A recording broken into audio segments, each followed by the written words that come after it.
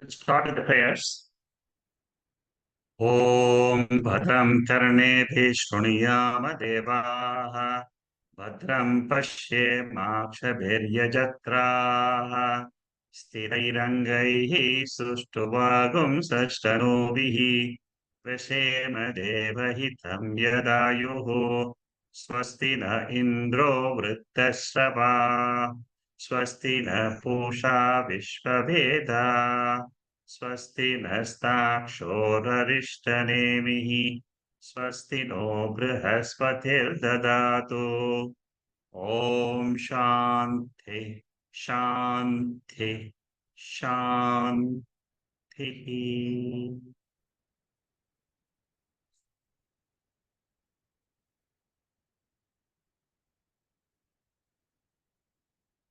We are studying Mandukya Upanishad with Shankara Bashyam, the first chapter,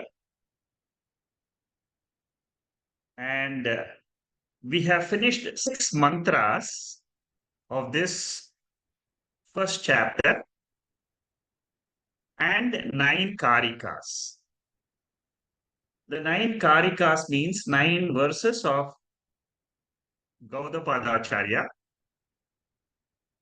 commenting on the first 6 mantras. Now we are studying the 7th mantra of Mandukya Upanishad, the main mantra of the Upanishad. Before going into the actual mantra, Shankaracharya writes a very big commentary. He writes this commentary because there is a difference in approach in Mandukya Upanishad compared to the other Upanishads. In many Upanishads, there is a methodology employed of Karanam and Karya. Brahman or Atma is supposed to be said as the Karanam, and the world is the Karya. Here, there is a small diversion, slight difference in the methodology. Instead of Karanam and Karyam, the Upanishad uses another methodology, which is called as Adhishthanam and Adhyasa. These are all technical discussions. You need to understand the structuring of the Upanishad and then how the Upanishad wants to present the universe. Don't apply your own logic. Your own logic and your own anubhava is not relevant. Those are secondary. We must understand primarily the Shruti Vakyam. For Vedantin, Shruti or the Upanishad is the primary source. So first we understand the primary source. To understand the primary source, we need logic. We need a lot of analysis. So between today and next week and the following 2-3 weeks, we will be studying a lot of logic, a lot of tarka, a lot of technical analysis. I will try to explain to you in the best way possible what is Shankara's thinking. See, we are now trying to understand how Shankara looked at the universe. How Gaudapadacharya, thousands of years ago, how did he look at this universe? How did he look at the Shruti? Shruti existed before Gaudapadacharya and Shankaracharya. We are studying the same Shruti Vakyam. Even after 200, 500 years from now, the future students will also be studying the same Shruti Vakyams. But the interpretation of the Shruti, the interpretation of the source, requires a lot of analysis and clear understanding. And this clear understanding requires a pure mind. And that is why all the practices of Viveka, Vairagya, Sadhana Chatushtaya, Sampatti, Mumukshutvam, all these are all preliminary exercises for purifying the mind. So now let me go directly to where we stopped last week. And this is exactly where we stopped. Here, we have to understand the approach of the Shruti. Shruti means scriptures. Scriptures say there are three types of existences. One is called as Sat, which is ever existed, which is Atma. Satchidananda Atma is always there. It can never be negated even in sleep. You can negate the world in sleep, but you cannot negate Atma. That is the first thing you should understand. Second thing, there are some things which are always non existent. One extreme is always existent, another extreme is always non existent. For example, you have rabbits on. These are all examples given in the Veda. Rabbit can never have a horn. A deer can have a horn, but a rabbit cannot have a horn. So, rabbit's horn is always non-existent. Asat. So, one category is Sat, another category is Asat. Then, this is what the common man always thinks. When I experience something, it is existing. When I don't experience something, it is non-existent. Veda introduces, which means Vedanta, the Vedantin, he introduces a third version to understand the Shruti Vakyams. He says there is in between category between Sat and Asat, which is called as Mithya. This is a fundamental of Vedanta. You must understand these three categories. Because if you miss out this, then you will not understand the seventh mantra. The seventh mantra is a very heavily loaded mantra. To understand the seventh mantra in relation to the universe, you need this background. So, what is this sometimes which appears and it sometimes it disappears? That is the waking state, dream state, sleep state. What the Veda says is our waking state is temporary phenomena. Compared to what? Compared to Atma, which is always there, which has got no reference to your body, mind, world, creator, God, nothing. It has got no relevance to any of them. It is Satyam. So, but our waking state can be negated because it is not there in sleep. You see, waking state is only available to us when the mind is available. When the mind is passive, it goes to rest, then the whole waking state is resolved, temporarily resolved. So Veda tries to, Vedantin tries to pick up this particular point and says, when we look at the world, don't take it as Satyam. Take it as Mithya. Try to get used to this word Mithya in your life. Everything is Mithya. Our whole life is Mithya. It is an appearance. It is projected. It gets resolved. Again, it projected, again, it gets reward. Our life has manifestation, it has got unmanifestation.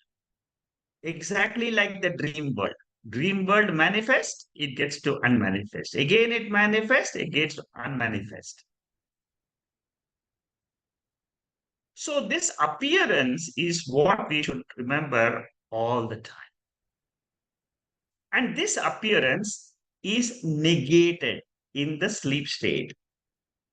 The first category is arrived by negation of the universe. So, suppose you say, uh, you negate the universe, then you can say that then the consciousness, is Satya.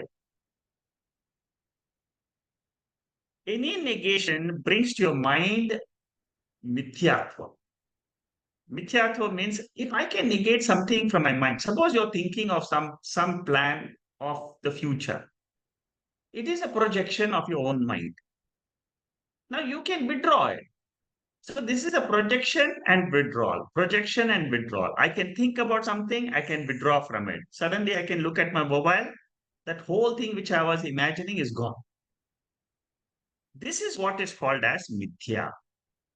It's a very, very powerful logic which is used in the fourth chapter, in the Mandukya Upanishad and then many Upanishads also. Yatu bhadyam tatu mithya. What is the definition of mithya?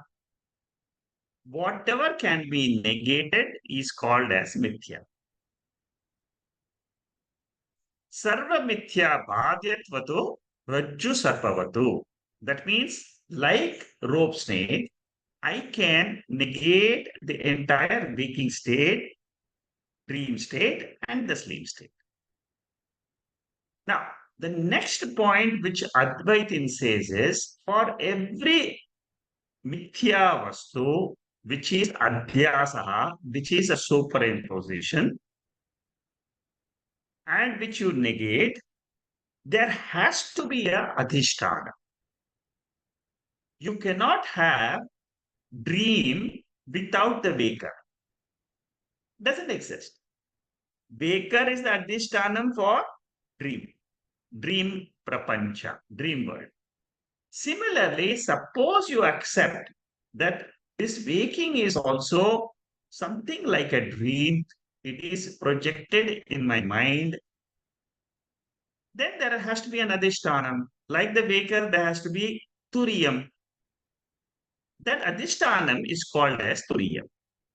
That adhishtanam is the main description in the seventh mantra. So now you are able to get what we are trying to achieve in the seventh mantra. That is why this discussion is very important. So we are on a two-step journey. The first step is you negate all the mithya vastu, which are appearances, like the waking state, dream state, sleep state. It's easy to negate the dream state because we all do it. We say it was just a dream. But to negate the waking state, you need knowledge of Upanishads. Through consistent study, systematic study alone, you can know there is Turiyam. Otherwise, it's not possible. When we study the Turiyam state, that means the fourth state, we are trying to negate the waking state. So from Mithya, we have to come to Satya Turiya Atma, which is the Adhishtanam, which is like the waker for the dream. Turiyam is independently existent principle. That is why it is called as Satyam. It is not dependent. Waking state is dependent on Turiyam. Why do we come to Satyam? Because Mithya exists, borrowing existence from Satya. Dream borrows existence from Waker. Waker borrows existence from Turiya. So this waking state is a seemingly existent category. It is not always existed. What is always existent? I, the Atma, Turiya Atma, am always there. Whether there is a body, whether there is a mind, whether there is a world, I, Turiya Atma, am Nityaha, eternal, Swatantraha, independent, Advaitaha, non-dual. These are the three terms which are used for that Turiya. Ekaha or Advaitaha, Swatantraha, and independently existing Satya, Mithya, Nityam, Swatantraha, and the appearance, which is Mithya. So, once we know this category, a separate category of Mithyatvam, then we can understand Turiya Atma. Satyadishtanam is called as Turiyam. Upanishad reveals Turiyam without revealing it. Why do we say that? That is the paradox in Veda. Guru teaches without teaching. Student listens without listening. But why? Because that Turiyam is independently existing without the body. You are understanding without understanding. That means without intellect only you are trying to know that particular Turiyam. You are liberated without getting liberated. Means that is the paradox in Vedanta, which is very difficult for other philosophers to understand. I can't say that Turiyam is Shunyam because the world is Mithya. There has to be a Satyam. For a rope snake, rope has to be there. Without a rope, you cannot have snake. You cannot suddenly imagine, then that becomes imagination. It is not superimposition. So once mithya is negated, what is remaining is not shunyam, but it is satyam. This is a very, very important point, and you should know why it is not shunyam. It is not shunyam because for mithya, you need satyam as an adhisthana. In Buddhism, there is a school of thought called as Madhyamika Buddhism, which talks about Shunyam. These were all existing during Shankaracharya's time. Today's time, the Buddhism is very different. Vedanta says Satyam is Turiya Atma. So far, that is the first introduction given by Shankaracharya. Acharya writes paragraphs and paragraphs on this introduction. Now, in the next paragraph, he gives examples of different mithya which we experience. For example, mirage water on sand, rope snake on rope, silver on shell, wooden stump. There is a stump of wood, and you think in your mind it is a man. These are all mithya examples. All these mithya examples, they borrow their existence from Adhisthana.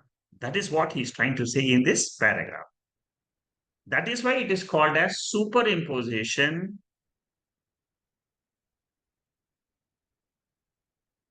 on Satya. So three padas, which we are talking about, waking, dream, and sleep, they are false appearances. If you say they are false appearances, then there has to be an adhishthanam. That adhishthanam is called as Turiya Atma. So the examples I've discussed with you, these four examples are very common examples in the scriptures. First is shell silver, second is rope snake, third is the on the stump of a tree, you imagine a man, or the mirage water on sand. These are four examples. In all of them, you will find there is a adhishthanam. Therefore, For the negation, when we negate, to understand Atma, we have to negate the three states or the panchakoshas. In Taittiriya Upanishad, negated the panchakoshas. Then we did that pravilapanam, anupravesha and pravilapanam. Anupravesha and pravilapanam is adhyaropa and apavada. Same thing we are going to do here. First, the six mantras, they talked about superimposition, adhyaropa. There is a waking state, there is a dream state, there is a sleep state. That is all adhyaropa. Adhyaropa means you're trying to superimpose something. Then in the seventh mantra, we are going to negate. We are going to say the waking state is Mithya, the dream state is Mithya, and the sleep state is Mithya. By doing this, what happens? We are revealing the Adhishtanam Satyam, Turiyam Atma. This is the way our mind intellect has to understand the reality. Next paragraph. Here, this paragraph, he starts a big discussion, which will go on for several pages. He says, we have done this before in Taittiriya Upanishad. Now we are doing the same discussion. That is why sometimes if you don't understand Taittiriya Upanishad, you come to Mandukya Upanishad, understand the same topic, you will understand it better. Here, what is the discussion? The discussion is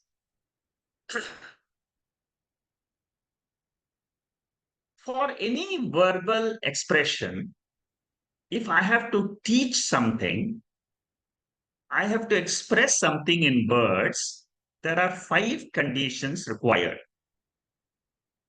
Number 1, jati, guna, kriya, dravyam, sambandh. I'll explain to you each one of them. They will all come in the next few slides. As we go through, you will understand the whole concept. Because there will be a Purva Pakshi who will say that Atma can be defined by way of a sambandha, by way of a relationship. Why do you say that you can't directly reveal Atma? That is the topic we are going to discuss. Jati. Jati means universalness. Universal, like tree, like you have stone. These are all jati. Jati means it is a species. Guna means attribute. You can describe something if it has got a jati. Treeness. If you know the treeness, you can describe all trees. If you know the attribute of something, you can describe it like a red lily or a red rose. Then suppose you know the action done by us by that particular object, then you can describe it. Dravyam, substance. Substance is possible to describe. Relationship. Relationship means father and son. He is the son. So when you say he is the son of that father, that means through a relationship you can describe. What Shankaracharya says is Turiyan has got no sambandha. Therefore, you cannot express it verbally. But what Purva Pakshi is saying is there is a sambandha between the three states. Why are you ignoring the sambandha? We will see the discussion as we go forward. Why are you using Nisheda Vakyam? Not this, not the waker, not the dreamer. Turiyam is not the waker. Turiyam is not the dreamer. Turiyam is not the sleeper. Turiyam is whatever is left out after you negate this, whatever is left is Turiyam. That is what Upanishad say. That is what Shankaracharya says. But Purva Pakshi says there is a relationship of Adharam and Adheyam. These are 2 Sanskrit words. Adharam means support. Table is a support for a mobile phone. Suppose you say my mobile is lying on the table. So what is the relationship between the mobile and the table?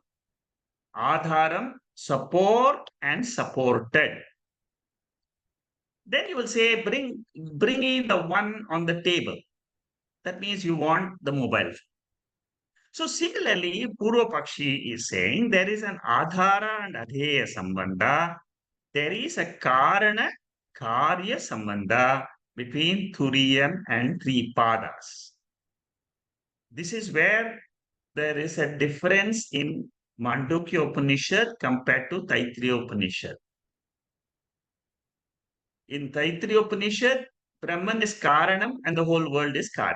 But now what we are trying to say, now Shankaracharya's approach here in this Mandukya Upanishad is very beautiful.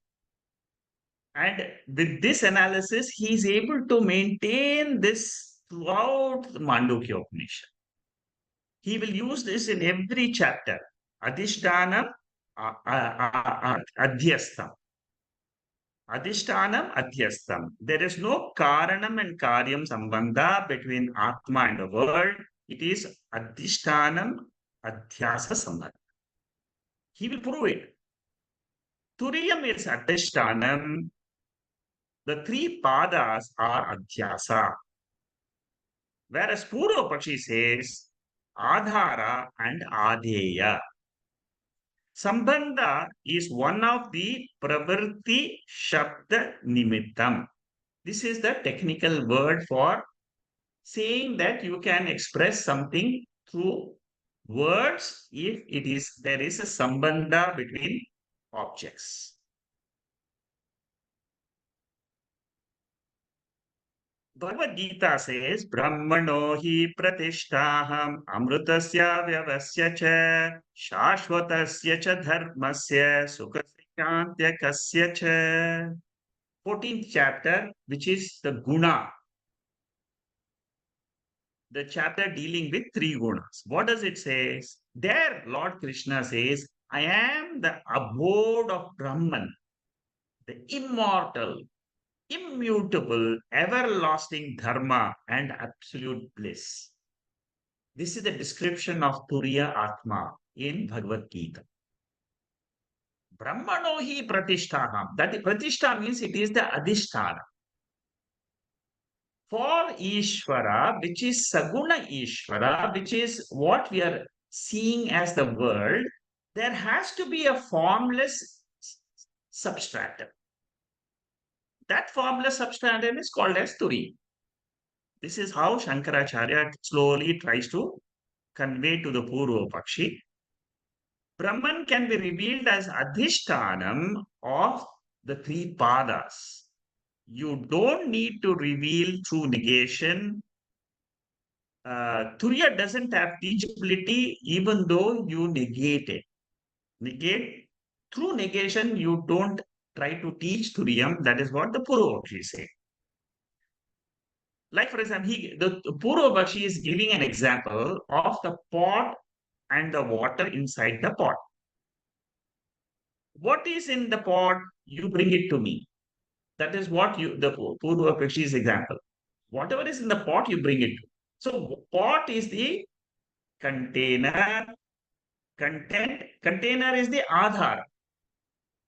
Content is the water. So similarly, he says there is a sambandha between Adharam and Adeya sambandha between Turiyam and the three states. Same way, that is how it says. Now, in this next paragraph, Shankaracharya says no. Purva Pakshi's argument is not acceptable. Why it is not acceptable? The entire superimposition from Ishvara is Mithya. Exactly like the silver on the shelf. See, whenever there is a Mithya, see, Shankaracharya is trying to convey the relationship between Mithya and Adhisthana. Superimposition and Adhisthana. Purva Pakshi is taking all other types of relationships. That is what is being revealed here. So It is an indirect teaching for us. How this will refine my mind to think of Atma as the Adhishtanam, independently existing. I am that Atma. But the three states are coming and going like like the rope snake came and went, like the shell silver came and went, like the mirage water came and went. These were all superimpositions on their adhisthanams. That is what is being said by Shankaracharya. So the relationship between the real and the unreal, it cannot have the status of adhara and adheya. Adhara, adheya, adhara means supporter, supported. That relationship is useful in the Vyavaharika state, but when it comes to the Paramarthika state, the absolute state, you cannot use that.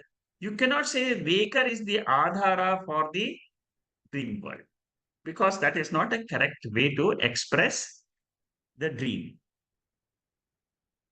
That is what he's saying here. Sat means real, Asat means unreal. The Sambandha is in different realms. Brahman as Jagat Karanam, there is a Karana Karya Sambandha between Brahman and Jagat that is said in Taittiriya Upanishad. It is true. But what Shankaracharya says here, okay, which is the mantra of Taittiriya Upanishad, which says, which Shankara is referring here as Adhisthana mantra.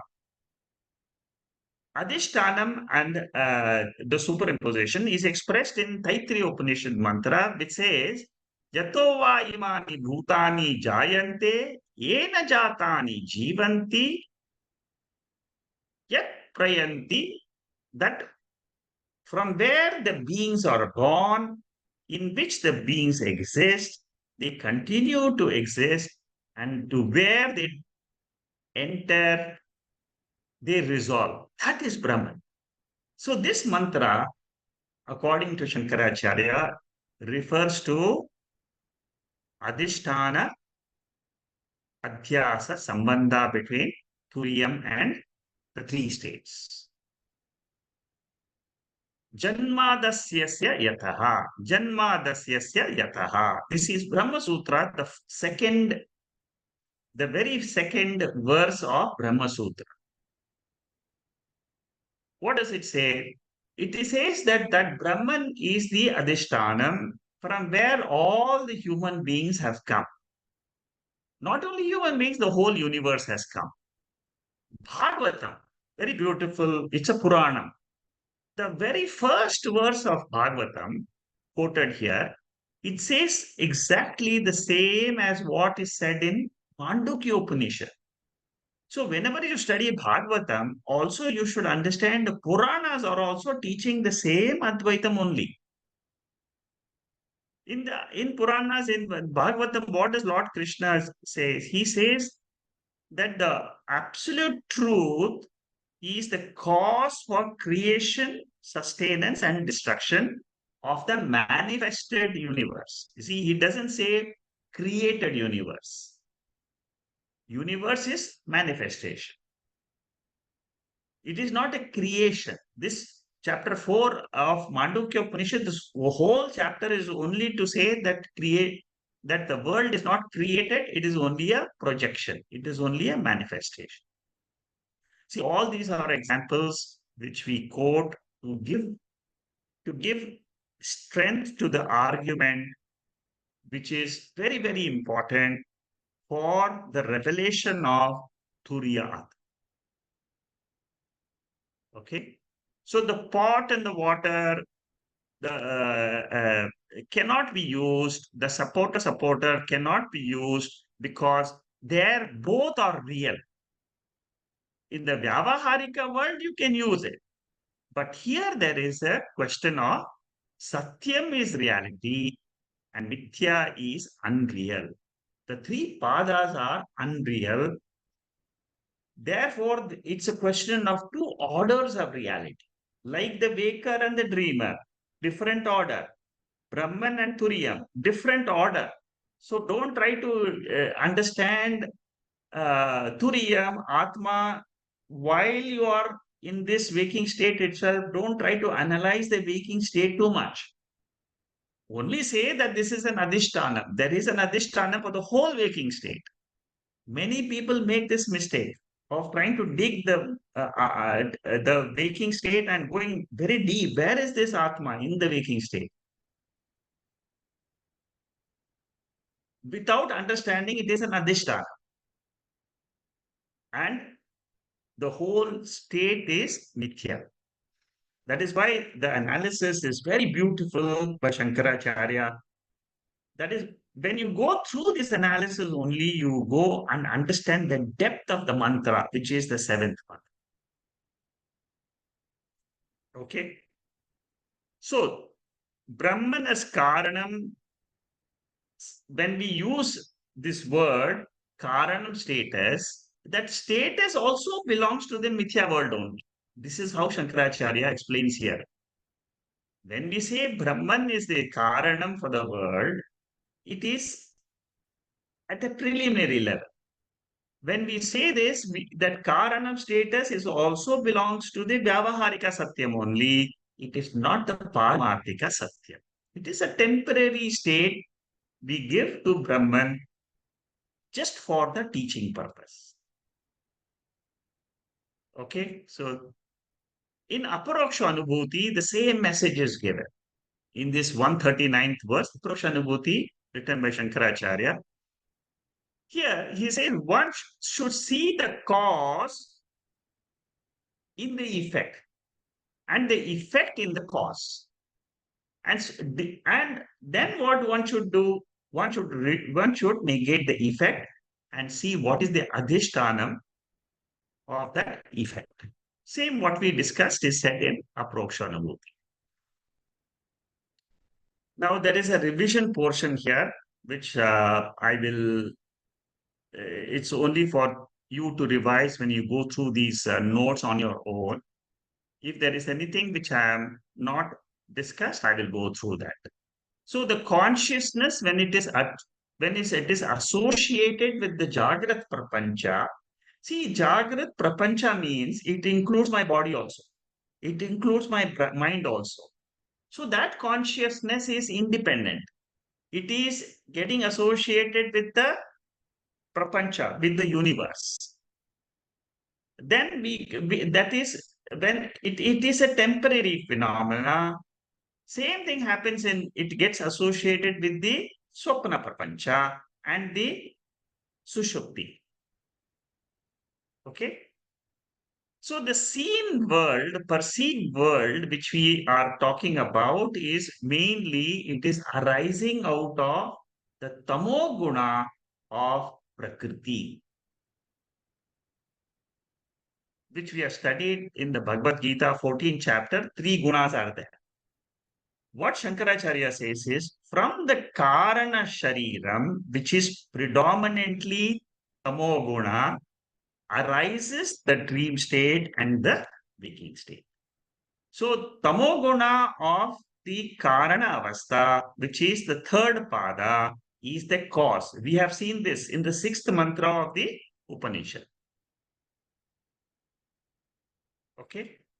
Turiyam can't be directly revealed by 3 padas. It is therefore the Upanishad is forced to give a mithya status to the waking, dream, and sleep. Then the next question the Purva Pakshi asks is, suppose you negate these 3 states, okay? I accept it.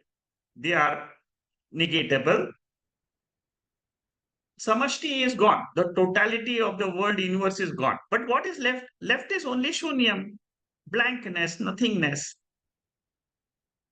This is where again Shankaracharya's importance comes of how he negates Shunyavada in Shunyavada Buddhism in those times.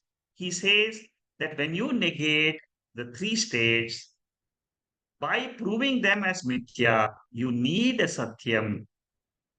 That satyam is the turiyam, And that Satyam is Paramarthika Satyam. In the examples of rope snake, sand and mirage water, it is Vyavaharika Satyam. It is Vyavaharika Satyam. When it comes to Vekar and Turiyam, it is Paramarthika Satyam. Waker, dreamer, sleeper, all are this completely, all the three are Vyavaharika Satyam. Rope and rope snake is Vyavaharika. Even though the three states are negated, but there is a difference between the two realities.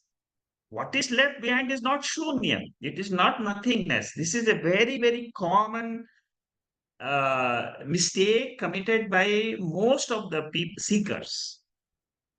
Whenever they listen to Vedanta and say, you drop this, you drop this, you drop this, after you negate everything, what do you have? Neti-neti, when we say, we don't arrive at adhishtanam, we always arrive at shunyam. So what Shankaracharya says is there is a seeming sambandha between Mithya Prapancha and Satya Turiyam. Seeming. It is only a seeming sambandha. And that seeming sambandha is taken as real by the Purva Pakshi. As Adharam and Adeyam, he takes it as a real sambandha. What Shankaracharya says is it's a Mithya sambandha. Jati Guna Kriya Dravyam sambandha cannot be used when you come to Turiya Atma. Okay? So that is what Shankaracharya's explanation in all these different paragraphs you see here of the commentary. So Purva Pakshi's argument is not acceptable because the entire superimposition is mithya. Okay, this we have covered.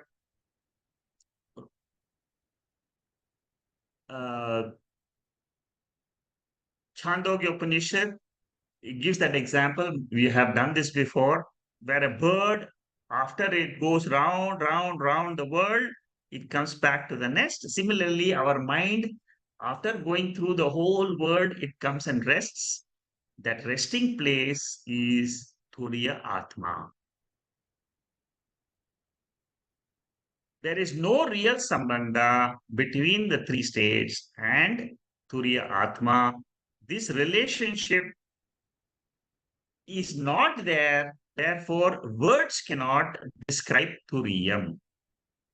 Therefore, what? Negation is the principle which is used for revealing Turiyam. How the negation used? Na anta prajnam. It is not the waker. Na bahish prajnam. Not the dreamer, not the dreamer, not the waker, not the sleeper. But whatever is the adhishtanam for the waker, dreamer, and sleeper is Turiyam. Okay. Then the next he gives example of a cow, how the cow, rudihi means universality, jati. I told you that jati is used. Treeness. Treeness is one of the species. So if consciousness was a species and it had many other versions of it, we could have used jati. But we can't use jati because consciousness or turiyam is only ekam. There is no ekam. There is no vyakti. There is no individuals of consciousness. There is only one consciousness which is common to all. Here Shankaracharya says, why jati cannot be used? Like, for example, we can say trees, cows. These are all samanyam. Samanyam means there is a jati, universality. That cannot be used in the case of Turiya Atma. Then he says Kriya. Why Kriya cannot be used? Kriya means you can say this person is a driver. He is a teacher. With reference to the action he does, we can describe a particular object or a being. In the case of Turiyam, it is akriyam, nir akaratva. That means doesn't do any action. Akarta. Many times we say, even in Bhagavad Gita, we say he is not killer or killed. Akarta abhokta. Yayenam veti hantaram yachainam manyate hatam ubhau tau na vijanitaha ayam hantina hanyate. What Krishna is saying, Atma never is killed. It never is killer. Whoever thinks that Atma is killing and it is getting killed, he doesn't know the reality. He doesn't know Atma. Superficially in the battlefield, yes, the person, that is Vyavaharika Satyam. But here Lord Krishna wants to teach the Paramarthika Satyam. We are going to do this verse for meditation next week. Uh, Guna, Atma doesn't have any guna. It is not red in color, yellow, like a red rose. So uh, if there was an attribute to Atma, then we could have described Atma through words.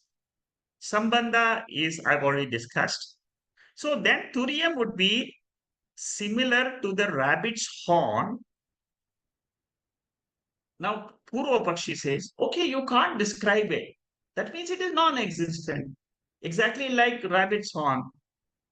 So therefore, the knowledge of Turiyam is useless. See, this is again Purva Pakshi coming back and saying that he brings out another opposition point. He says, if it can't be described by words, if you can't, uh, if it cannot be experienced, then it is only non-existent, like the rabbit song. Then there is no use of knowing Turiyam.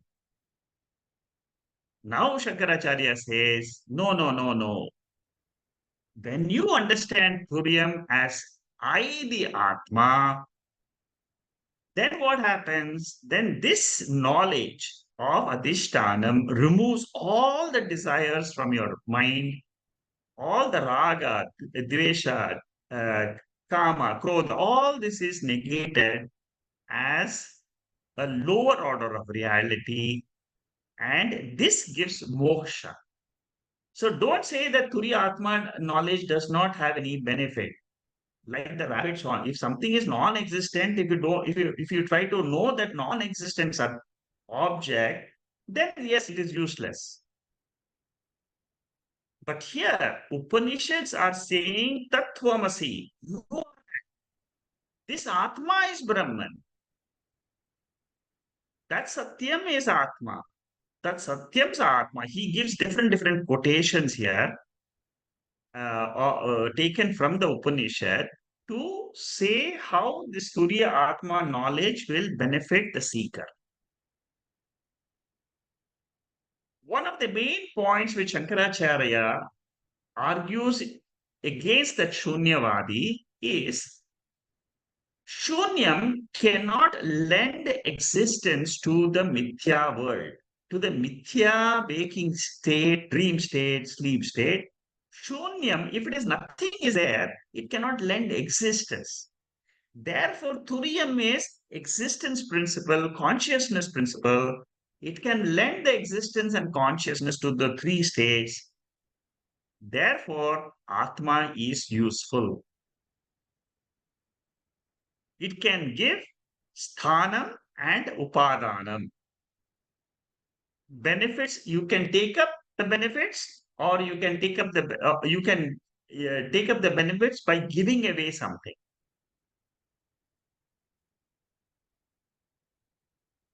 So the utility Vedanta does not introduce Turiyam to contact or to experience, to take or give, but Vedanta reveals Turiyam as myself. There is nothing to be taken from the world. There is nothing to be given off. Nothing has to, what we need to do is say that I am not the Vishwa Taijasa Prajna, not the baker, dreamer, sleeper. I am Turiyam. What is the quality? What is the nature of this Turiyam? Very important quality. It is ever Purnam, always fulfilled. I am always full. I don't need anything of this world. This is the nature which I didn't know about myself. Therefore, I went around the whole world trying to seek fulfillment from the universe, from the waking state, from the world. I tried to get something out of it to make me full. This is what is called as Mula Avidya. See, many times I say Mula Avidya, but there you don't understand. But here, when you try to, in this context, when you try to understand, you will appreciate what is Mula Avidya. A fake 500 rupee note or 1000 rupee note cannot enhance my income. Similarly, a fake word cannot enhance the happiness which I already have as Atma. Mithya Jagat can't improve me, the self, the Atma, because my nature happens to be Satchidananda. Very, very beautiful analysis. See how Shankaracharya goes from one topic to another topic to third topic. Slowly, he is trying to educate to us the nature of Atma is Purnaha. I am, as a Jiva, I am not satisfied with the world, but as Atma, I am ever fulfilled. Apurnatvam is the cause for desire. Apurnatvam comes from where? Gyan. I don't know my real nature. So what happens? Avidya, ignorance, leads to kama, desire. Kama, desire leads to karma, action. Karma leads to phalam, result of action. Phalam leads to the next birth. There are some unfulfilled phalams in my account. Therefore, I have to take birth again. Janma is there. But how do I get rid of this Janma? By getting rid of avidya. What is that avidya? Avidya relates to this Turiya Atma.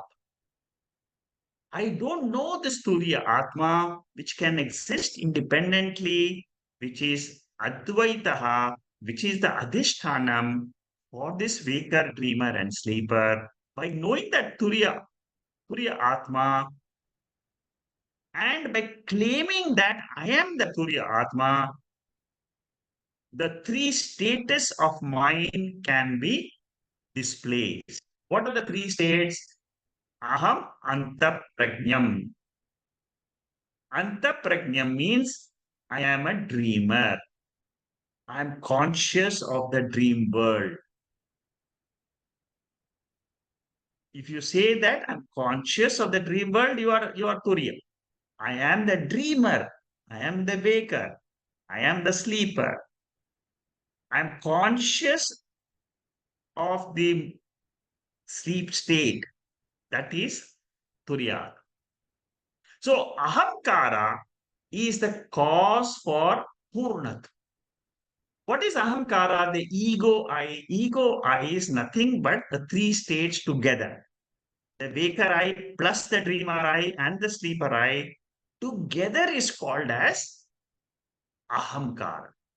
Because of this ahamkara, I get mamakara. My grandson, my great grandson, possessions, those are all mamakara. Ahamkara is I am the waker, I am the body, I am the mind. This is ahamkara. So when I drop this ahamkara, mamakara drops. Because when there is no waker, all the possessions of the waker gets knocked out. So then what happens? Jnanam has come, Purnatvam has come to me. But if I'm attached to that ahamkara, I will say my marriage is not working well. I don't have this. I have this korai. I have that. I'm lacking this. I'm lacking that. When you say I'm lacking this, lacking that, it is samsara. It is avidya. It is lack of knowledge of Turiya Atma. Okay. See, slowly he is explaining to us all the causes of our samsara. Bhagavad Gita, the fifth chapter, ends with these type of verses. It says, Sparshan kritva bahirbahyan chakshushayvyantare bhuvo pranapana samau kritva nasabhyantara charinau. How to, this is the introduction to the sixth chapter, which is the Dhyanam portion in the Bhagavad Gita. So he says, how to do meditation, you control your breath, you control your mind. In between the two eyebrows, you gaze through. Then what happens? Shanai Shanai Ruparame Buddhya Dhriti Grihitaya Atma Samstam Manakritva Kichadavi Chintaye. The moment you have reached Atma, you don't try to think of anything new. Okay? Same thing in this. This is a very important tip for our meditation exercises, which we do at the end of our classes. So, what is the ladder of fall for a jiva? He drops from avidya. Avidya is the main problem. I don't know Turiya Atma. Because of that, my mind starts projecting desires. Because of the desires in the mind, my thoughts come in and there is karma. I take to action in the world. Karma or kama nivritti eva prayojanam. This is the benefit of Turiya Jnanam. See, before entering the seventh mantra, Shankaracharya is trying to build us. Come on, wake up. Wake up to the next mantra, which is coming. Why? Because you will get rid of your karma. You will get rid of your karma. If you know Turiya Atma correctly as the Adhishtanam for the three states, then you have understood Atma very clearly.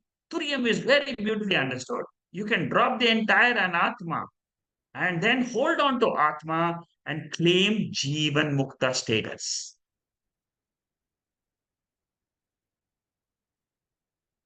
Exactly like when you know that the silver is nothing but the shell, all the projections are ended with reference to the shell. Atmanyanam gives rise to the destruction of samsara as though. As though means what? Actually, you're not a samsarin. You thought you were a samsarin. You thought that you were this body, and all the thoughts which came into your mind, you got attached to those thoughts and you started entering the world. That is the knockout which you have to do by this Turiya Jnana. In a football match, it does not matter how much the ball is held by a team. What really matters is whether you have hit the goal or not. You may have kept the ball for only 40% of the time, but oh. Similarly, when you study, for 25 years, I have studied Vedanta and I'm still complaining about myself. Why? Because you have not connected yourself with the Atma, which is the real Atma, Turiya Atma. Even if you study for 5 years and the mind becomes clean and you listen to this Turiya Atma, seventh mantra, then what happens? Then the knowledge takes place distinctly. You are free here and now. If Thurium is understood, then the benefit is samsara nivritti and you are free here and now. That is what Upanishadic study is meant to do. I am free here and now. There is no reason for not knowing Turiyam from the Upanishads. I am Purnaha. Everything else is of a lower order of reality. See, the two levels of orders of reality. Try to understand. If you're not able to understand, again ask me. Two things we should know from today's talk. One is what is adhisthana, what is adhyasa. It should be clear in my mind. Atma is the adhisthana. The three states are adhyasa, superimposition. The second thing you should understand is I should claim I am the Atma and I am Purnaha. When I claim I am the Atma, it is like claiming the waker after your dream. Now you are claiming I am the Atma compared to the waker. You're no longer the waker Jiva, but I am Purna Turiya Atma. And that Turiya Atma is of a different order of reality. Don't miss this point. Don't try to search in the same waking state. Your mind should be able to glide into the higher state. That is the divine state of existence. From a man, you become a human being. From a human being, you become a divine being. Everything else is of a lower order of reality. Okay? Chandogya Upanishad, after teaching Tattvamasi only, the student gets to know that I am that Turiya Atma. In Chandogya Upanishad, it is Tattvamasi is used. So Upanishad is employing a negation method. Turiyam is not available for positive revelation. Purva Pakshi statement, this is just a revision. Huh? Whatever we have done is a revision. Purva Pakshi statement that Turiya Atma, knowing this nothingness, there is no use, that is dropped. Turiya Atma is useful.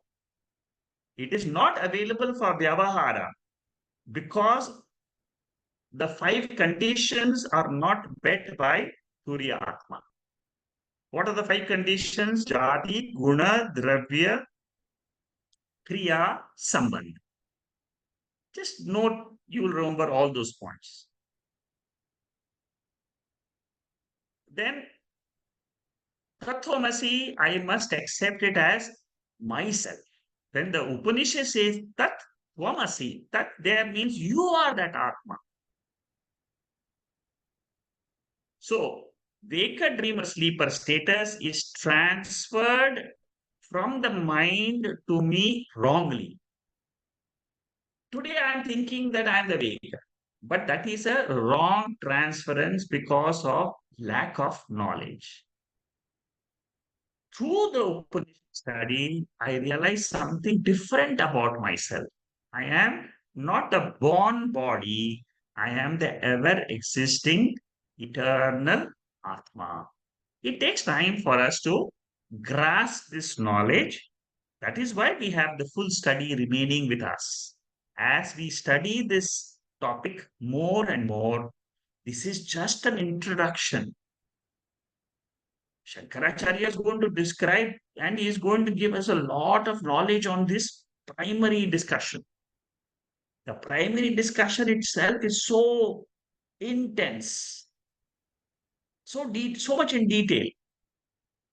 You never get this type of study in any other way of study. If you study without a bhashyam, you won't get into these details. Mandukya Upanishad Shankara Bhashyam study is a very unique study. You will be able to understand Upanishads very clearly. At the end of the entire study, you will 100% claim I am the Atma. I have no more doubts, uh, no more objections to the study of Veda. So, Turiyam study is a unique study which displaces samsari status. See, clearly, Shankaracharya says, you study Upanishad clearly, your samsara will go away. Your dukkham will go away. Sorrow will go away. Why? Because you will not be identified with your body and mind. You will be getting transformed to identify with the Atma. Yah ched avedita satyamasti Keno Upanishad. We have done this Upanishad before. It says very clearly in the fifth mantra of the second chapter. If somebody knows this Turiya Atma before he dies, then he has got complete fulfillment from being born. He becomes immortal. But suppose you don't know this Turiya Atma like normal human beings, then your birth is of no use. All this is said for seekers like us to spend more time in contemplation in the study of Veda. A Pramanam is Shastra. The Veda is the Pramana. So we must use this Pramanam, the source of knowledge, to keep our goal very clear. These are 4 or 5 mantras which Shankaracharya quotes. One is from Chandogya Upanishad, which he says, how the dying person, he merges his speech into the mind into the prana into the fire element in the body, and then the fire element, once it leaves, it joins where? It joins Brahman, the supreme deity. Tattu Samanvayat. This is the Brahma Sutra, the fourth. There are 4 sutras of Brahma Sutras which are very famous. The first 4 sutras. In the fourth sutra, it says that Brahman is the topic for study in all the Upanishads. This is the what has to be known from Upanishads. Even in Katha Upanishad, which I was teaching yesterday, forget the story part. What Nachiketa did, how did he get the 3 boons and all that. But don't forget, you are talking about immortal Atma. That you don't. So, through Upanishad, Brahman is known. That is why it is called as Upanishadaha. Shankaracharya says here, Brahman is called Upanishadaha, means only through the study of Upanishads you will know this reality. Brihadaranyaka Upanishad, he quotes this mantra, and then Chandogya, another mantra. These are all just reference mantras so that you know that how we should study is keep this Turiya Atma as the central piece of our total study of Mandukya Upanishad. It's Sakshat Aparokshat Brahman. Yajnavalkya tells this to Maitri. He says, you must know this Brahman and claim it as yourself. Because this is self-evident. The world exists after this aham. Whenever you get up in the morning, what happens? The first thought which comes to your mind on getting up is I, aham. Before you use the pramanams, suppose I get up in the morning, the first thought is I. Then only other thoughts will come. Then you open your eyes, you use the eyes to see the world, other thoughts of the world will come. Kenopanishad, Pratibodha viditam matam, amritatvam hi vindate, atmana vindate vidyam, vidya vindate amritam. Know what is there in your mind before any of the objects of the world can enter your mind. That is consciousness. That is Turiya Atma. Knowing that Turiya Atma gives me immortality because Turiyam is eternal. Atmaiva idagum sarva. Brother Chandogya Upanishad says, this self is everything in the world. Why? Because without the self, there is no world. Atma alone is everything. This is a very beautiful sentence in Chandogya Upanishad. The self is above, the self is below, the self is everywhere. So knowing this Turiya, the same, see what is Turiyam in Mandukya Upanishad is described in Chandogya Upanishad like this. It is only a comparison for you to just understand how all the Upanishads, they talk of the same central message. Mundaka Upanishad. Divya Murte Purusha Sabhayabhyantara Ajaha Aprana Abmana Shubro. So what this mantra says? It says that this is a self-evident Atma. It is unborn. Ajaha. Ajaha means unborn. Turiyam is unborn. Body is born, but Chaitanyam is unborn. So shift your attention from body to Chaitanya. Without requiring a pramanam, you can know this Turiya Atma. So Shankaracharya, in about 5, 6 slides, he says that this Atma, which was initially declared in the second mantra as a mixture of Chatushpad Atma. If you remember the mantras which we learned quite a while ago, the one of the mantras says Atma consists of 4 legs, 4 quarters. The 3 avasthas are the 3 legs. The 3 avasthas are Mithya, like the rope snake, they are Mithya. And Turiyam is the ultimate substratum, adhishtanam. That's what he says in this particular paragraph. Atma is a mixture of 4 parts. Turiyam is the fourth part, fourth pada. The 3 padas are Mithya and Asatyam. What are the 3 padas? The third pada is Karanam Prajna, the sleep state. The first 2 padas are Karyam, the waker and the dream. So every individual is a mixture of Satyam and Mithya. We are not purely Satyam, we are not purely Mithya, but we are a mixture. This mixture is the cause of the problem. And we have to sort out this mixture, remove the unreal portion, and hold on to the real portion. Paramarthika is the real portion, which is Turiya. The 3 padas are unreal, aparamarthika.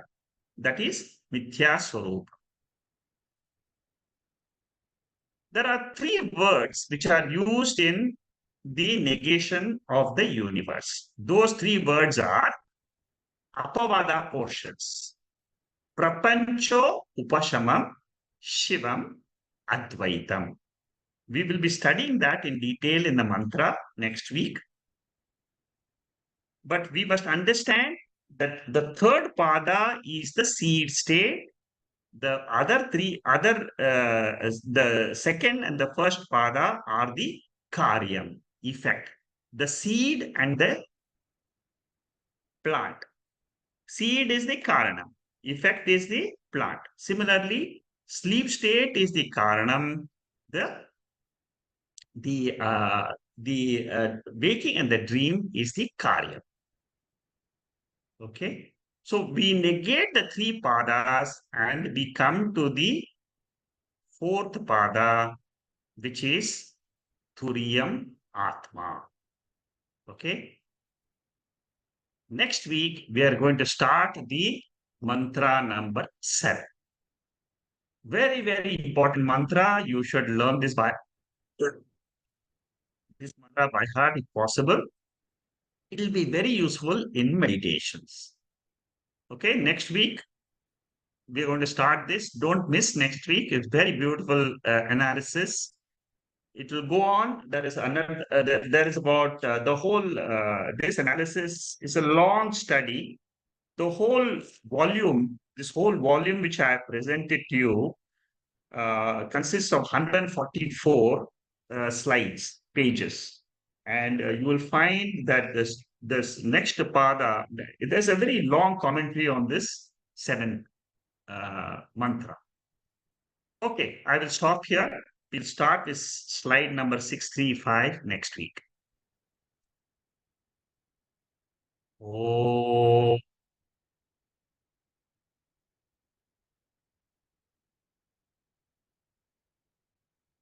Purnamada, Purnamidam, Purna, Purnamudachyate, Purnasya, Purnamadhaya, Purnameva Vasishyade. Om Shanti, Shanti, Shanti.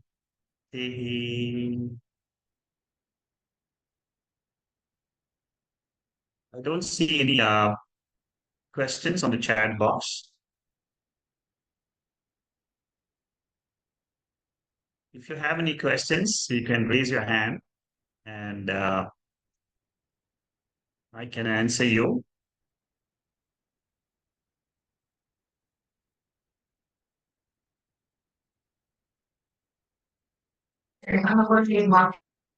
Yeah, Nandu, can you go ahead with your question? Hari Om. Yeah, Hari Om, Nandu. Yeah, sir, in Shankar Bhashya, the commentary, there is like 519 of Brihadaranyaka Upanishad, which is I am Atma Brahma, and the second mantra of Mandukya Upanishad is Soyam Atma Brahma. So is there Correct. any differentiation or is it same? It is the same. I am Atma Brahma means this Atma is Brahman. In Brihadaranyaka Upanishad, Soyam Atma Brahma means exactly the same thing. See, it is the same message which is being conveyed in both the Upanishads.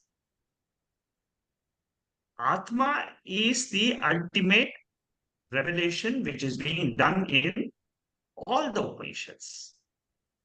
And this Atma means whenever it says this Atma means you are touching your heart and saying, I am this Atma. This Atma is Brahman.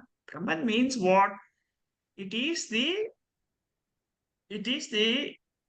substratum or adhishtanam for the entire creation.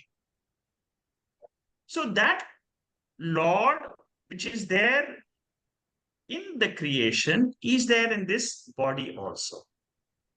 These are very powerful mantras of the Upanishads, which reveal to me directly about my nature. The body is there. Body is undergoing the waking state, the dream state, sleep state. The body is undergoing. But then my attention is not so much on the body and the experiences I'm undergoing. When I learn the Upanishads, I slowly shift my attention to the Atma portion.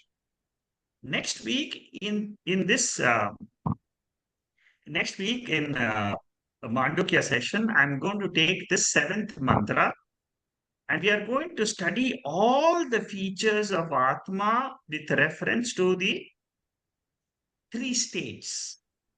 It's a very beautiful mantra. It is one of the best mantras to study, keep it, contemplate, analyze it correctly. We are going to spend a lot of time on this seventh mantra. That is going to be all the future time which you're going to study this Upanishad is all on seventh mantra. After the seventh mantra is introduced, the whole chapter 2, chapter 3, chapter 4 is all on the seventh mantra. It is so important, and this is the best form of understanding Atma in your own body. You see, Soyam Atma Brahma, this Atma consists of four parts. The three parts are Mithya. Waker, dreamer, sleeper, I is Mithya. Mithya means what? It is there for experience. Then Shankaracharya will say, because it is experienced, it is not you. I am not the experienced body, I am not the experienced world, but I am the experiencer of. the pure consciousness, which is the substratum. How do I understand that consciousness? Without that consciousness, there is no world, there is no waker, dreamer, sleeper. You may say, what about for others? I am sleeping, but what for others? That others will come only when you are in the waking state. In the sleep state, there is no others. That is why it said that you are with your own self in the sleep state. Shankaracharya gives reasoning one after the other. He doesn't make a straight statement and say, you believe this. He will tell you a statement, he will give you reasons. He will try to convince your intellect. That's why the study is extremely important. Mandukya study is not so easy, but very, very interesting if you follow systematically. Don't miss a talk, because if you miss something, then you would have missed the reasoning part. You see, Shastra is the primary for us. The seventh mantra says, I am that Atma. I completely believe, I have full faith in the Veda. And then I try to analyze my experiences. I'm a mother, I'm a father, grandfather, I'm a teacher. Those are all the worldly experiences. But what is the real truth of myself? I am the pure.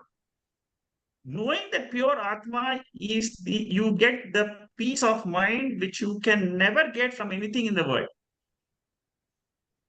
And you then meditation, once you have done once you have the knowledge of the seventh mantra, meditation becomes very easy.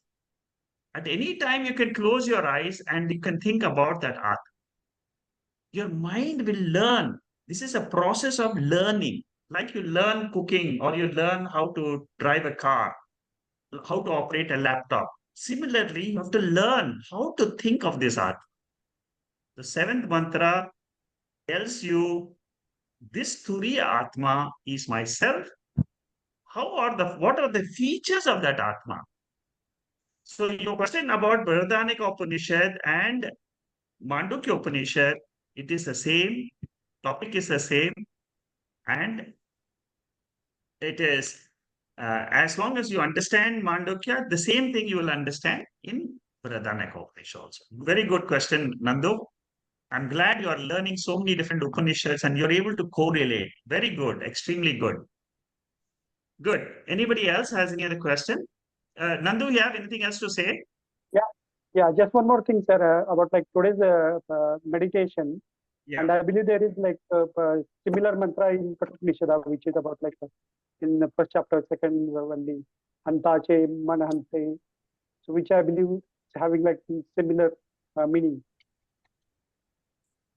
Yes, correct. This comes in Kathopanishad.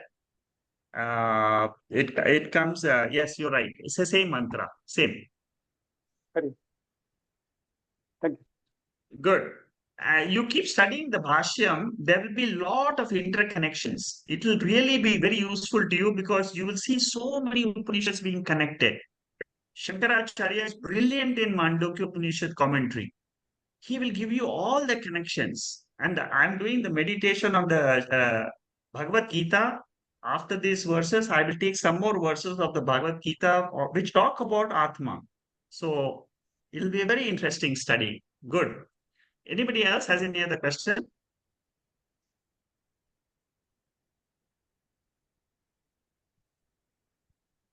Namaskar, sir. Yeah, Archana, go ahead. Sir, I think I skipped this part. Turiam has no sambandha. Yes. Could you explain it one more Yeah. time? Okay. Now, what is Turiyam? First of all, you should understand Turiyam means it is the deepest portion in me. When I close my eyes, what do I realize? I realize I am the awareness principle. I am the consciousness. I am the existence. I am the consciousness. I have a body. That the body is there, the mind is there, the mind is throwing, is giving all the thoughts. But what is the relationship between consciousness and the body, consciousness. Turiya means consciousness. Okay? Turiya means for all practical purposes, just take Turiya as consciousness or awareness. What is the relationship between that awareness principle and this body? That is what was discussed in today's talk. See, normally when we say there is a relationship, the relationship can be between uh, cause and effect. For example, you are a mother, you have a daughter. Daughter is the effect, is a product. Mother is the cause. So cause and effect is one relationship.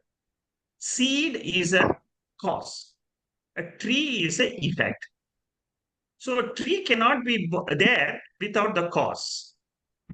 So for a mango tree, you need a mango seed. So there is a cause-effect relationship between seed and a plant, a father and a son. There could be, so this is one type of relationship. There is another type of relationship which I took today, which is adhara and adheya. Adhara means supporter. When you take the example, it becomes very clear. There is a table which is adhara, which is a supporter. And adheya means it is a supported object. Suppose there is a table and you keep a pot in the table. So the pot is supported, the table is the support. This is the second type of relationship. The pot is not the karanam. It is not the karanam and karyam here. It is the supported relationship. The first one was cause effect, karanam and karyam. Now, when you come to this consciousness and this body or mind, you have thoughts, you have emotions. Who knows these emotions? The emotions are known by the consciousness, the art. For example, outside I can know the world because I have the sense organs. I can see the world, I can hear the sound. These are all objects which are outside. But what about the object which is inside the body, which is the mind? Who knows this mind? If you ask the question, who knows? The body cannot know the mind. Body is inert. So there has to be a sentient principle, a consciousness principle, or an awareness principle, which will know your mind. Okay. Now, what is the relationship between Atma, the consciousness, and this body or mind or the world? That is what we are going to study in the next week. Right now, you try to understand this simple words of understanding the waker and the dreamer. Now I'm giving you a totally different example than the previous examples. One was Karanam, another was Adyam, seed, another was the plant. Now I'm giving you a totally different example, which is you are a waker. You had a dream last night. Now that dream, where did it exist? It existed in my mind only. My mind projected the dream and the mind resolved the dream also. So between the waker, I, who I am right now, and the dreamer, what is the relationship between them? You think about it. Is it a supported? Is it Karanam and Karyam? What Upanishad or Shankaracharya tells us is the relationship between the waker and the dreamer is the relationship between adhishtanam, substratum, and adhyasa. These are two technical words. Don't worry if you don't understand these two technical words. Just say waker is the adhishtanam and dreamer is the adhyasa. It's a superimposition. Now, if you have understood the waker and the dreamer, now the Upanishad is going to teach you something totally new. You have never known about this. Nobody has told you about Atma. And Atma exists by itself. This is a new knowledge you're learning first time today. There is something called as consciousness, and there is something called as this body, mind, and the world. Between the consciousness and this body, mind, world, what is the sambandha? What is the relationship? It is the relationship of adhisthana adhyasa. Same like waker and dreamer, you, the Archana who is there asking this question, you have another higher nature, which today you understand. I have one more nature of mine. You know about it. It is called as Atma. This you don't know. Nobody in the class knows that they are Atma. That is why they are coming to this session. So the Upanishad is going to teach us that there is something called as Atma. Now, first question you will ask me is, how do I know this Atma? That will be explained to you next week. You remove yourself as the waker. I am not the waker. Archana is not the waker. Archana is just a name for a body with a mind. Body mind is experiencing the waking world. Body mind is experiencing the dream world. Body mind is experiencing the sleep world. But all this is happening where? Where is this happening? It is happening in consciousness. It is happening in awareness. That awareness I am going to learn in Mandukya in the next few classes. And the relationship between the consciousness and the waker is what? Same like the waker and the dreamer. This waker will understand, I am not the waker, I am that Atma. It is called as, the relationship is called in Sanskrit, in technical language, it is called as Saptam, Adhishtanam, the holder. Holder is Atma. What is it holding? It is holding all the three states of mind. Waking state, dream state, sleep state. All these three states are coming and going. But Atma is never changing. Okay? Have you understood a little bit? Yes, thank you. Thank you so Okay. much. Don't worry. You will slowly learn when you keep listening to the Upanishad mantra.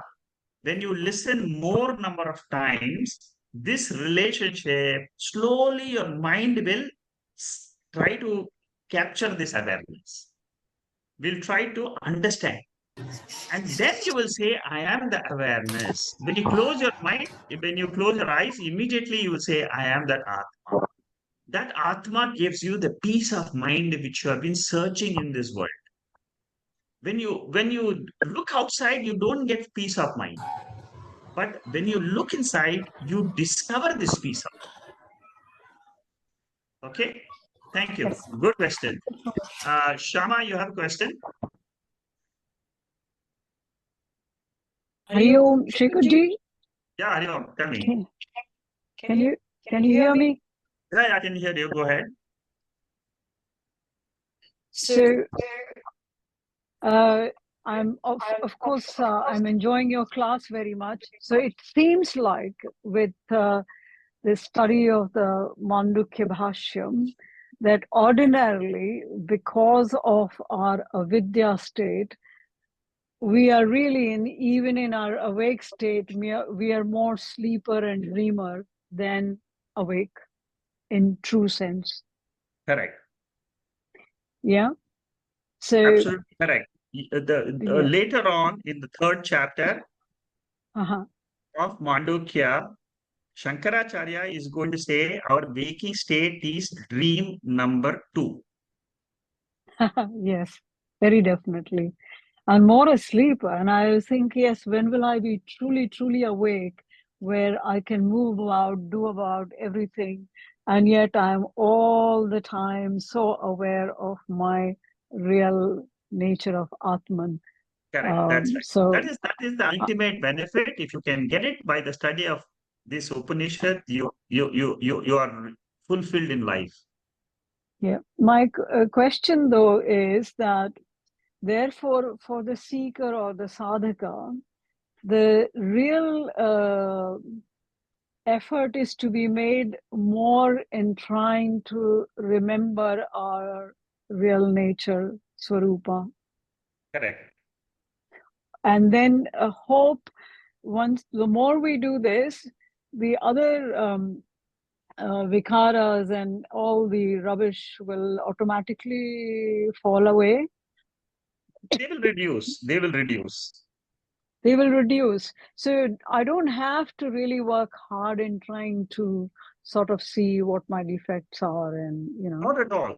Because the more you learn the Atma, automatically that will happen.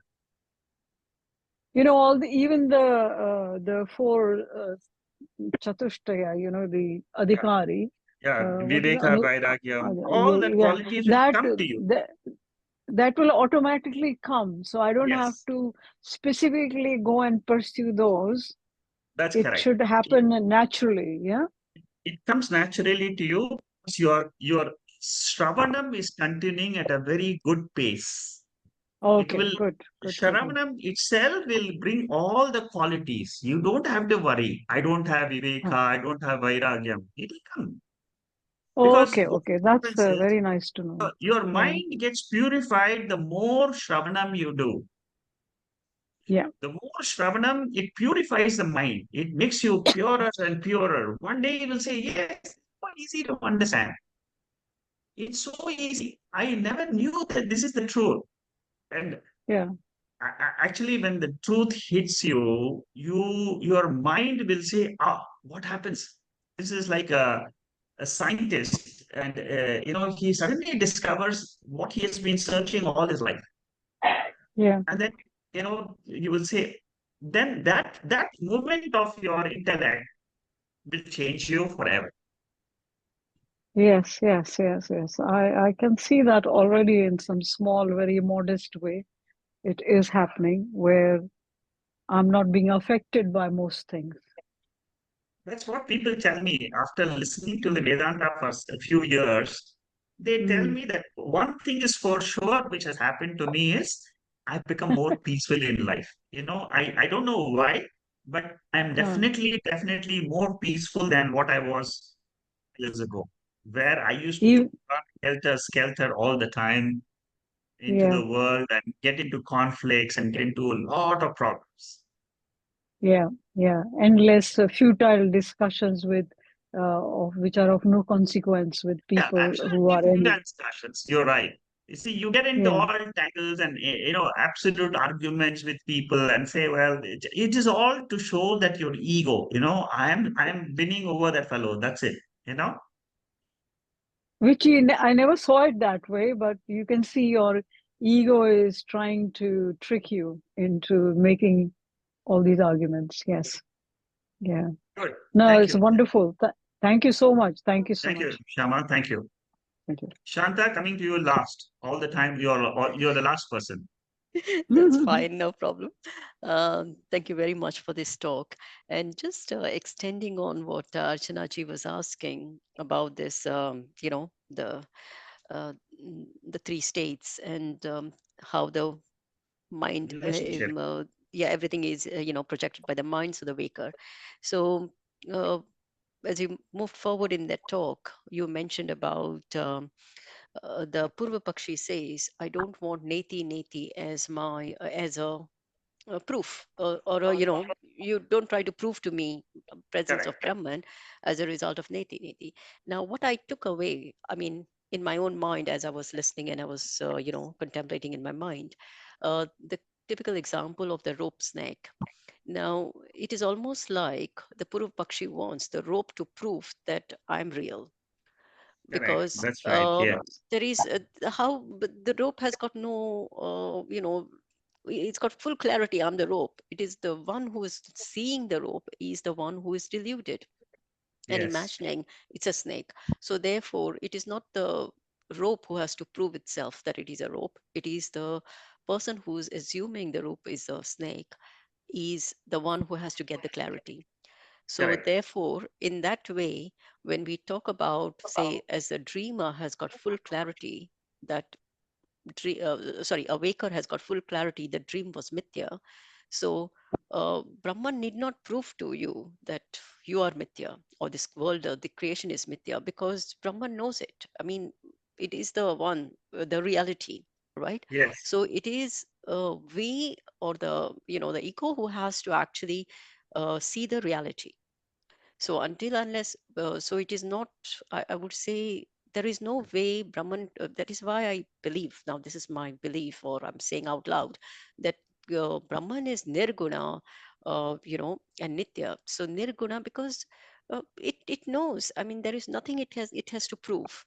It has got nothing to prove, or nothing to, win arguments like us.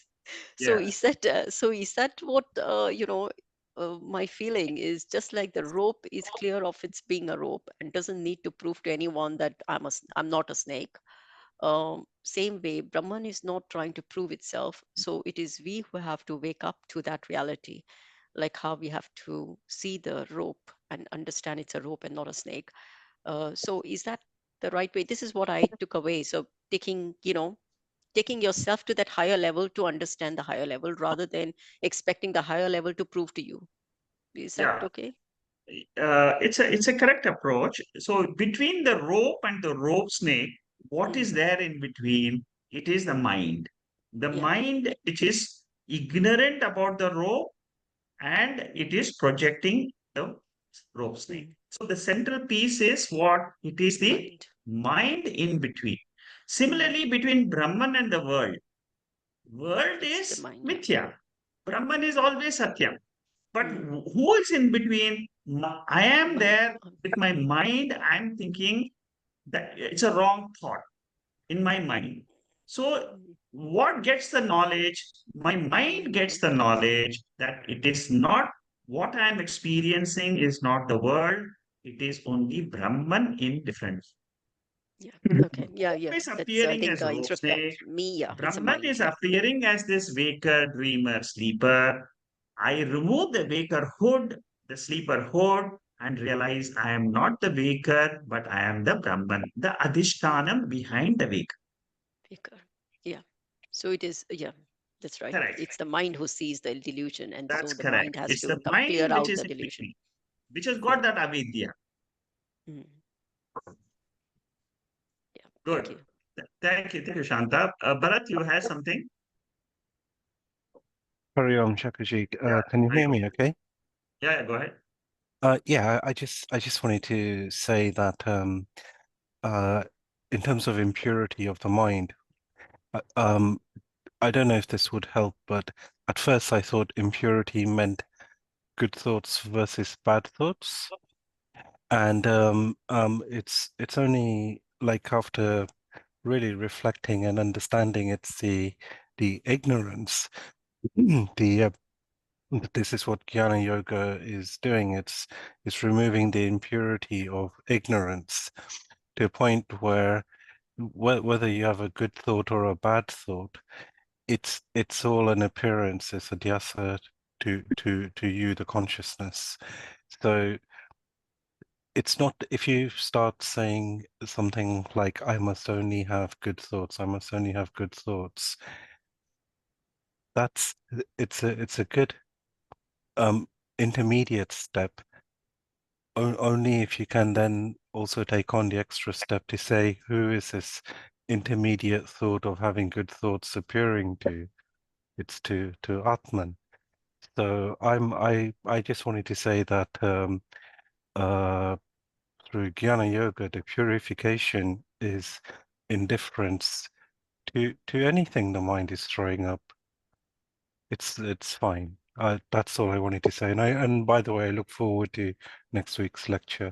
Okay, Should be good. that's right. Yeah, next week's lecture is very important because that's a start for another 100 slides of one mantra. How Shankaracharya explains it is really remarkable. Very, very good. Just to add to your point, one thing is, see, whenever you talk of the mind, there are aspects to the mind which is Mithya. One is the projecting capacity, which is the Maya Shakti is the mind. Maya Yes. Shakti has got the projecting capacity, which is the good thoughts and the bad thoughts. Then Maya Shakti has got another Shakti, which is the wheeling capacity, which is the avidya portion. So the Vikshepa Shakti is the good thoughts, bad thoughts. Yes. The wheeling, the Avarna Shakti is the covering of the real self. I am the pure self. I can exist without this world and mind and all that. And that once I know, then what happens? That Vikshepa also drops away. So, Yeah. what is the most important feature which the Upanishad does is it finally reveals to me I, the Atma, am independently existing. I am eternally there and changelessly there. See, this is the most important point regarding Atma. Yeah. Everything else is changing. My thoughts are changing, the body is changing. When I look at my body tomorrow through my eyes, I see the body. So my body is changing. And age tells me that my body has changed. The thoughts tell me that this is changing. World outside is definitely changing because there is sunrise, there is sunset, there is planets are growing, and there's so many things happening in the outside world. So in all this changing phenomena, there is one changeless which is always there, and that is that I, the pure consciousness.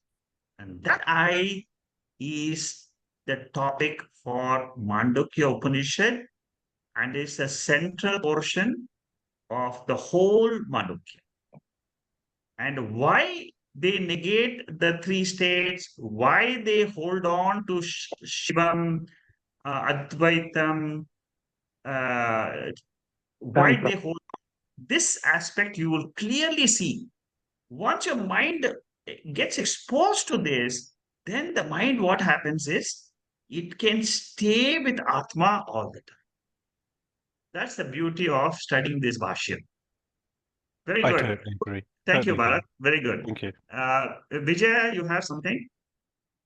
Hari Om Shekhar-ji, fantastic, fantastic. I was waiting for today's session. Thank you very much. Truly, truly blessed to have joined.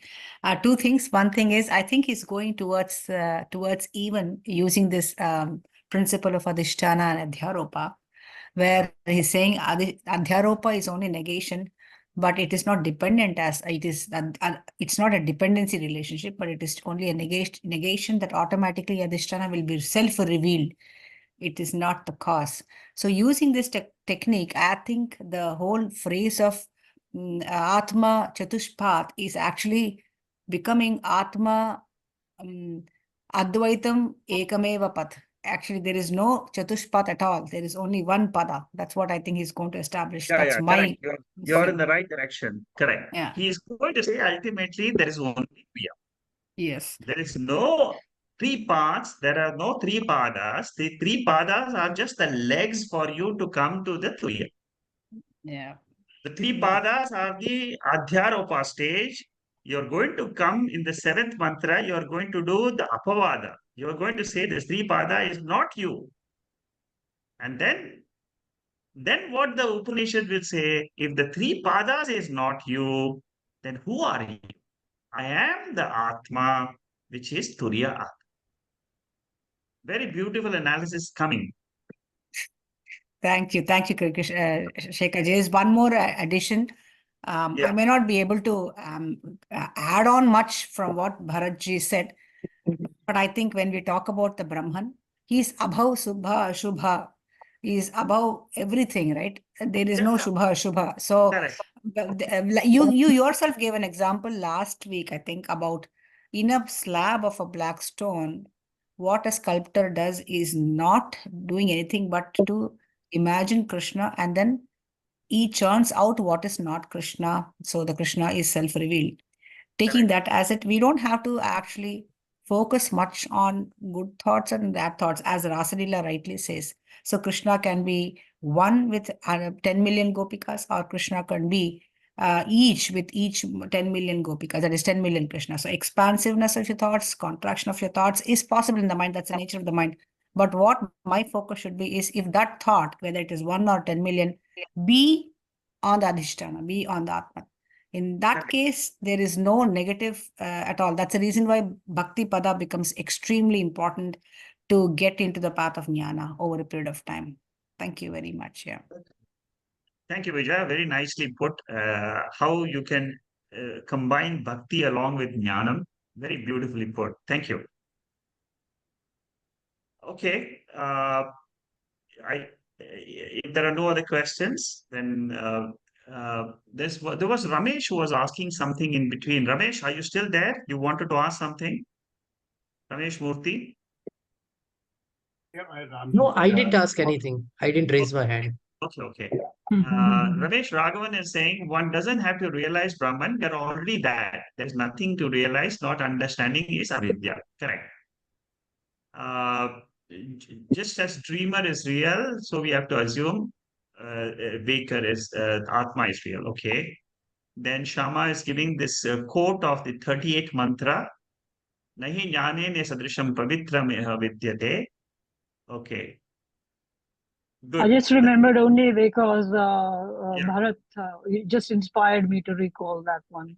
That Okay, yes, very how Jnana man, which is what exactly we are doing through our Vedanta studies, isn't it? excellent. Very good. I'm very happy you're able to connect so many mantras of different Upanishad. You know, Nandu talked about Brihadaranyaka Upanishad and Mandukya Upanishad. It's amazing. This group is very good. You're thinking and you're able to understand the depth of the Bhashyam, which is very good. But the inspiration is you, Shekharji, because in your notes you No, can it is see, my God, how many strands you connect from so many different places. I just feel completely gobsmacked. How can he do this? no, it's amazing. Really, it's amazing. But let's continue the study. Let's see how we all grow with each other. The main thing is our goal is just Atma. That's the beauty of this group. We are all for one. It's an intellectual understanding of something which exists. And as long as we are on that study path, it will definitely help us. Thank you. And thank you. There's somebody saying And something. I'll see you next week. Namaste. Hari Hari Om. Om. Hari Om. Thank you. Namaste. Hari Om. Thank you, Hari Om. Shakti. Hari Thank Om. you. Bye-bye. Namaste. What is difference between Atma and Paramatma? How to connect between Atma and Paramatma? How to connect between Atma and Paramatma? Yeah, Radha Krishna, are you asking this question? Yeah. Yes, sir. Yeah, you are asking the question how to connect Atma and Paramatma. Yes, sir. Okay, see, what is the meaning of Paramatma? Paramatma means he is the creator of this universe. Now, what we have to understand is that creator is in my body also. He has created the universe, he has created my body. My body is nothing but it's a mixture of 5 elements. Now, it is the Lord who is created this body, and Upanishad helps me to understand how this Atma and Paramatma are not two different things, but they are the same. It will take time for you to understand this. As we study the Upanishad, you will understand there is something common between me and Paramatma. What is it? I won't be able to teach you in a short while, but there is something. Now, the main thing you should understand is what is the nature of that Paramatma. Paramatma is not a body. It is, you see, okay, I may see Krishna, I may see Shiva, I may see Vishnu.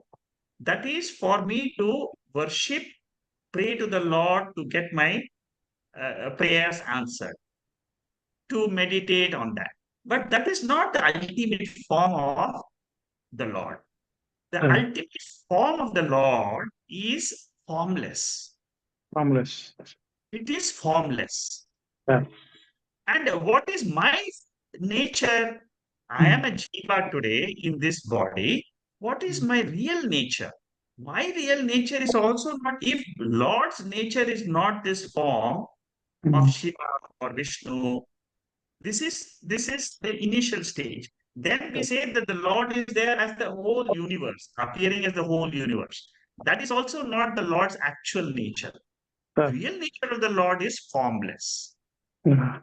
Now, similarly, when you come to study the Upanishad, especially Mandukya Upanishad, it will teach you that you're not the waker with the body. With the body is there, it is experiencing, it is going through all the experience. That is true. There is another nature which is formless nature. That formless nature is what is the revelation of the Upanishad. It is the revelation of the Bhagavad Gita also. So when you study Bhagavad Gita, initially you just take some verses, you don't get the full meaning. Similarly, Upanishad also, when you attend and you attend classes here and there, you won't get the full meaning. You study Bhagavad Gita from verse number 1 till the end, 701 verses, then you get the full meaning. The same thing, when you study the Upanishad, then what will happen? You will realize that there is a higher nature. Like, for example, what? You have a dream. Now, every day you get dreams when you go to sleep. Now, the dream, that you yourself became the dreamer. Right? The dream was nothing but your own mind. Yes. Now, what the Upanishad is going to teach you is you are the waker. You are having waking experience. But waker is not your real nature. Your real nature is Chaitanyam. It is Atma. And how this Atma is common to both the whole universe and it is common to you, the body, that is what is a very big learning which I have to do when I study the Upanishad. See, the Jivatma realizing it is the Paramatma is a very big lesson. It is a very big teaching. It takes time. Slowly you will learn what is the nature of Paramatma. Paramatma, superficially seeing, is this whole universe. Jivatma, superficially seeing, is this body. Superficially, Paramatma is the whole universe, including the sun, the moon, the stars, whatever you see is Paramatma. And superficially, I am this body, this is what my eyes are telling me. But don't believe what your eyes are saying. What you should notice, what is the Shastra telling me? What is the scripture telling me about me? And that is what I should keep my focus. I should keep the focus on learning the scriptures, what they want to teach me. And as you learn, you will understand this link between Jivatma and Paramatma. Keep your mind open. Slowly you will understand there is a link between Paramatma and Jiva. Thank you, sir. Thank you. Thank you. And one more question. In the time, Lord also existed in this. So when Lord also existed in this, subsequently, So subsequently, he went away, and because whatever comes on this earth has to perish. So he left his teachings and all those things, and he went to the other world. Now, now we are also similar beings like him. Like whatever like the way he has manifested, we are also manifesting on this earth. So he becomes a guru to us, and he guides us on the right ways and right things to do, so that we establish a connect between the Paramatma, because he is the first person who was supposed to come on this earth, and we establish a connect between him, so that we also elevate ourselves to our Atma to that level. Is that right? Okay, it's a beginner step. It's fine. It's a good understanding, but slowly this thought process will change. Good. Sir. Okay. Okay, sir. Thank you, sir. Thank you. Thank you. Thank you. So you got few minutes. Yeah, Ashana, tell me. Yeah. So I've formulated the question a little bit more. So in slide number 579, Yeah. Purva Pakshi say that the Turyam can be revealed by Shabda. Because there is a Turyam can be sambandha, revealed by Shabda.